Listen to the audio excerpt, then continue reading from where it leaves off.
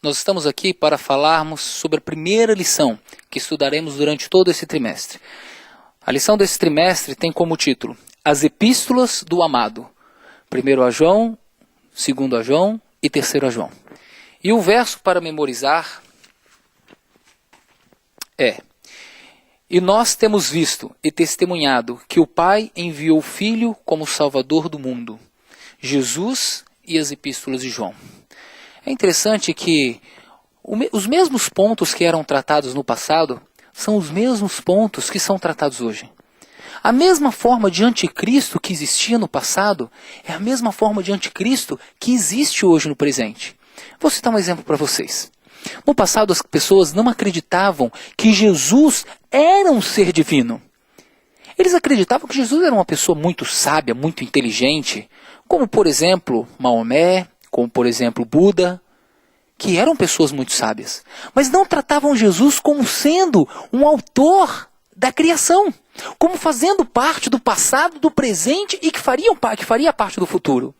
As pessoas acreditavam também no passado que Jesus ele recebeu a divindade, mas ele não era divino. Ele recebeu a divindade. E é sobre isso que nós falaremos durante essa primeira lição e que nós estudaremos durante todo esse trimestre. Um outro exemplo para vocês. João, ele se preocupava muito com as pessoas que faziam parte da sua comunidade. Mas qual era a comunidade de João? Qual era a abrangência dessa comunidade? Se nós pegarmos um distrito pastoral hoje, e nós colocarmos um distrito pastoral bem grande, um distrito pastoral com 11, 12 igrejas mais ou menos, era mais ou menos esse o território em que João tinha o seu rebanho.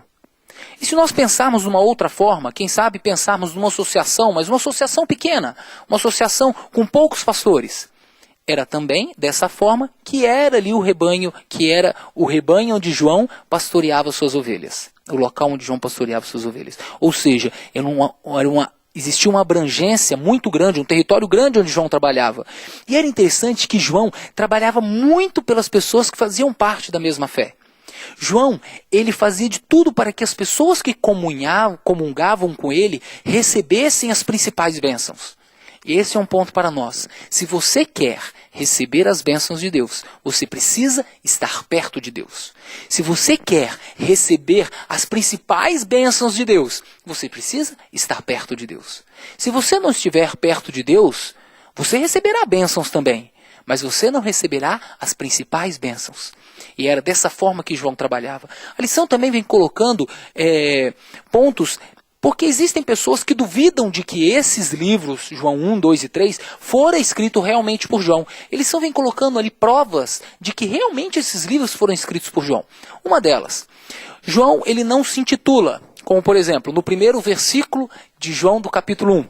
João não se intitula como eu, João, estou na ilha de Patmos e estou escrevendo uma carta para os meus queridos. Ou eu, João, como pastor desse rebanho, desse distrito, estou escrevendo uma carta para as minhas ovelhas. João não se intitula dessa forma. João se intitula como um presbítero. Mas por que João não colocou o seu nome no livro? Sabe por quê? Porque João não estava preocupado com o autor do livro. João estava preocupado com quem pareceria que havia escrito aquele livro. Ao você ler João 1, 2 e 3, você vai ver que aquelas mensagens que foram escritas, parece que o próprio Jesus estava falando aquilo. E mesmo quando nós lemos lá, nós vemos ali Mateus, Marcos, Lucas, João. Mesmo ali naquele evangelho de João, nós não vemos a titularidade de João. Porque João era uma pessoa que tinha um aspecto muito humilde de traçar as coisas. E João, ele não queria transparecer o João, o escritor, mas queria transparecer o João inspirado, iluminado por Cristo, que havia ali, que ele estava colocando ali as palavras de Cristo nas suas escrituras. Um ponto interessante que a lição vem mostrando, e que eu acho assim, que calha muito com o que nós vemos hoje em dia, nos nossos dias, é o seguinte.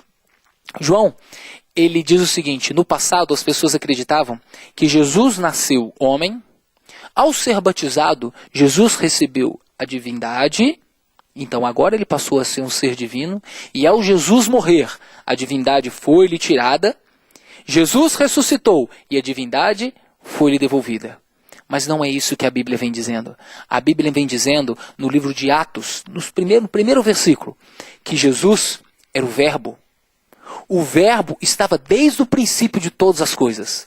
O Verbo era Deus, estava com Deus. E por meio dele, todas as coisas foram criadas.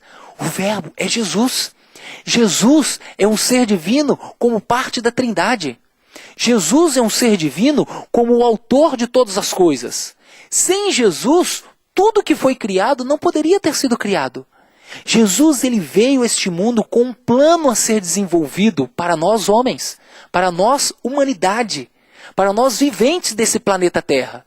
Jesus, ele veio aqui com uma missão de nos resgatar, de nos salvar do pecado.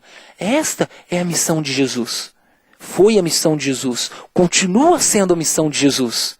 Jesus veio aqui como um ser divino, viveu como um ser divino, dividindo a sua natureza humana divina. Jesus morreu como um ser divino e por isso ele ressuscitou. E Jesus, ao ser ressuscitado, Jesus ele esteve entre os seres humanos como ser divino. E Jesus foi ao céu interceder por nós, pecadores. Jesus hoje está trabalhando no céu como nosso advogado. Jesus hoje está no céu fazendo o papel do sacerdote no templo. Jesus ali está expiando os nossos pecados. Sabe por quê? Porque o propósito de Jesus é nos salvar. O propósito da vinda de Jesus nesse mundo é dar a salvação para o seu povo. O propósito da morte de Jesus é dar a salvação para o seu povo. Agora, quem é o povo de Deus? Nós somos o povo de Deus. Eu, você, nós fazemos parte do povo de Deus. E o que precisamos fazer para ser salvo? Precisamos escolher ser salvo. Mas um ponto muito importante, nós precisamos acreditar que Jesus é o autor e fez parte da autoria de todas as coisas. Que sem Jesus, nada do que foi feito poderia ser feito. Precisamos acreditar que Jesus é o Mestre. Precisamos acreditar que por Jesus veio a nossa salvação. Durante esse trimestre, o terceiro trimestre de 2009, nós estudaremos sobre esse Jesus. E eu faço um convite para você. Se você já acredita que Jesus é o autor da nossa fé, se você acredita que Jesus faz parte da Trindade, acredita que Jesus, por meio dele, recebemos a salvação, o primeiro passo da escada para a salvação foi dada. Agora, se você não acredita, nós estudaremos durante 13 sábados essa lição. E essa lição ajudará você a acreditar em Jesus como sendo Cristo, em Jesus como sendo Filho de Deus, em Jesus como sendo alguém enviado, permanente, eterno, e que nos dará salvação. Que Deus o abençoe, que Deus o guarde, e que em breve possamos estar junto com esse Jesus, junto com João, lá no céu, desfrutando de todas as maravilhas que Jesus tem feito por nós. Amém.